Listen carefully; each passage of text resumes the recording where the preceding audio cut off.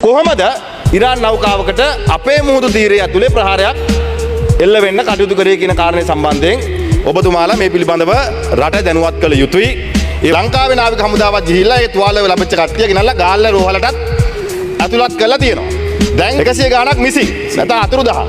ඒක නෞකාවක් අපේ මුහුදු තීරයේ අසර වෙච්ච හානිය ඒ හොරාට අත්සන් කරපු කිවිසුමක ප්‍රතිඵලයක්. ඒ පිළිබඳව වගකිය යුතු කෙනෙක් ප්‍රකාශයක් කළ යුතුයි. ආරක්ෂක නියෝජ්‍ය ඇමතිවරයා ඉන්නවා. ඉතින් ඔබතුමාගේ විෂය මේක. එහෙම අත්සන් කරපු කිවිසුමක ප්‍රතිඵලයක්ද? එහෙම නැත්නම් ඔබතුමාලා අධිනය කරන්න. අද මැද පෙරදිගට මොකද වෙලා තියෙන්නේ කියලා. මැද පෙරදිගක ඉරානේ ගහගන්නේ නැහැ.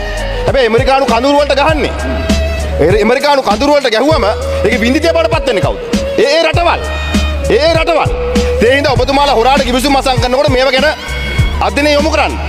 තවත් දීවර ජනතාව දකුණු මුහුදු තීරයේ මාළු අල්ලන්න මුහුදට යනවා. හැබැයි අපේ මුහුදු තීරය ජාත්‍යන්තර මුහුදු තීරය වුණාට මේ සිද්ධිය වෙලා තියෙන්නේ ඉකොනොමික් සෝන් එක ඇතුලේ EZ එක ඇතුලේ. ඒ කියන්නේ අපිට නාවික ආරක්ෂාව ලබා දෙන්න වගකීමක් තියෙන සීමාව ඇතුලේ. පැහැදිලිවම බුද්ධියංශ එක්ක ඔබතුමාලා වැඩ කරන්නේ නැහැ. යහපාල ආණ්ඩුවත් ඇවිල්ලා කරේ බුද්ධියංශ ටික ඩිස්මැන්ටල් කරා නැත්නම් දුර්වල කරා. අදත් ඔබතුමාලා බලයට ඇවිල්ලා ඔබතුමාලාගේ ආණ්ඩුව ඇතුලේ ඉන්න පාස්කෘත ප්‍රහාරයේ බුද්ධියංශ වාර්තා හංගගත්තු අය ආරක්ෂා කරන්න ඕනේ නිසා සලේව ගෙනල්ලා අත්තරන් කොට ගන්නවා. ඩීఓ එකක් ගහනවා. ගහලා මොකද්ද කියන්නේ පාස්කෘත සම්බන්ධයෙන් කතා කරනවා. හැබැයි ඒ අත්තරංගොඩ ගැනීම පාස්කෘත බින්දිතියන්ට සාධාරණයක් කිරීම කෙසේ වෙතත් ඔබතුමාලගේ දේශපාලන අවශ්‍යතාවයක් ඉටු කරගන්න කරපු කාරණයක් පිළිබඳව දැන් හොඳටම පැහැදිලි. දේශපාලන න්‍යාය පත්‍රය අනුව ඔබතුමාලට වීරයෝ ඉන්නවා. ඉල්මහ විරුවෝ ඉන්නවා. හැබැයි යුද්ධය අවසන් කරපු කෙනා සෙබලා. LTT ක්‍රස්තවාදියෙක් හැප්පිච්ච කෙනා. දැන් ඔබ කල්පනා කරලා බලන්න අද ක්‍රස්තවාදී LTT ක්‍රස්තවාදියෙක් විදිහට මෙරට ක්‍රියාත්මක කරලා තිබ්බනා. මේ ලෝකේ තියෙන තාක්ෂණයක් දෙක්ක අර පොඩි කුරුම්බැටි ප්ලේන් නෙවෙයි එහෙම කොළඹට එන්නේ. ඩ්‍රෝන් වලින් ගහලා යන ඉන්න උන්ගිටි දැන් හොයාගන්න බැරි වෙන්නේ. හැබැයි ඒ ත්‍රස්තවාදී මර්ධනය කරන්න මැදිහත් වෙච්ච බුද්ධියංශය හිරේ දානවා. ත්‍රස්තවාදී අතැල්ල ප්‍රජාතන්ත්‍රවාදී දේශපාලන ආපු අයව හිරේ දානවා. රණවිරුවා සෙබල බවටපත් වුණා. ඔබතුමාලා ඉල්මහ විරුව සමරගන්න ඒක අපිට ප්‍රශ්නයක් නෑ. හැබැයි රණවිරුවා සෙබල බවටපත් වුණා.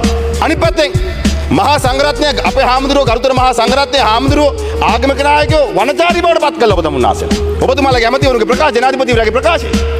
ඇමතිවරුන්ගේ ප්‍රකාශ වලින් අනිත් පැත්තට මේ රට මාතෘ භූමිය බේරගන්න මේ මාතෘ භූමිය ගොඩනගන්න කැපවීම කරපු ඉතිහාසයක් තියෙන රටක්. ඒ මාතෘ භූමිය අද හුණ්ඩුවක් බවට පත් කරලා.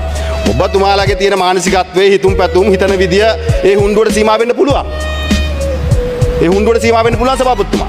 හැබැයි මේ රට ගොඩනගන්න මේ රටේ අභිමානය ඕනෑම රටක් ලෝකේ තියෙන පොඩිම රටක වුණත් පුංචිම දූපතුණත් තමන්ගේ නායකයවල තමන්ගේ රට හුණ්ඩුවක් කියලා කියාගන්නේ නැහැ. එහෙම කරන්නේ නැහැ.